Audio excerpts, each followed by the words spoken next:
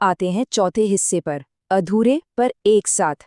लेकिन तब क्या होता है जब दो जानी दुश्मन एक ऐसे खतरे से टकराते हैं जो उन दोनों से कहीं ज्यादा बड़ा है।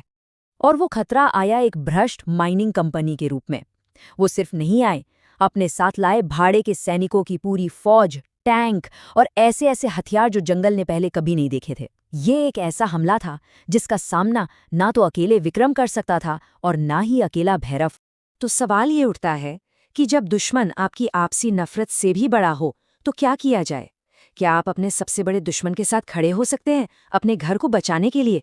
और इस जंग के मैदान में धूल और धमाकों के बीच विक्रम को एक सच साफ साफ नजर आया। भैरव की बेहिसाब ताकत के बिना वो कुछ नहीं था, और विक्रम के दिमाग के बिना भैरव बस एक अंधा गुस्सा था। वो सच में एक दूसरे के बिना अधूरे थे। और अब आते हैं आखिरी हिस्से पर। जंग अभी जारी है। उस दिन जंगल ने कुछ ऐसा देखा जो पहले कभी नहीं हुआ था। दो दुश्मन एक साथ लड़े। उन्होंने वो लड़ाई तो जीत ली, पर उनके बीच की जंग वो अभी खत्म नहीं हुई थी। जब वो दोनों साथ लड़े तो वो एक हो गए। एक ऐसी ताकत जिसे कोई नहीं रोक सकता था, एक अजेय शक्ति। मतलब ये एक परफेक्ट कॉम्बिनेशन था।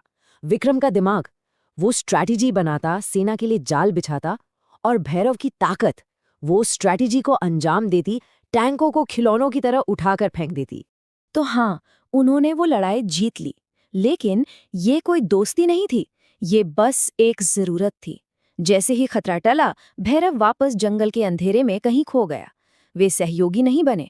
उनके अंदर का जो संघर्ष है वो आज भी वैसा का वैसा ही है। तो ये कहानी हमें एक बहुत गहरे सवाल पर लाकर छोड़ देती है। सोचिए, अगर आपका सबसे बड़ा दुश्मन और आपका सबसे बड़ा साथी एक ही हो, तो जीत का असली मतलब क्या है?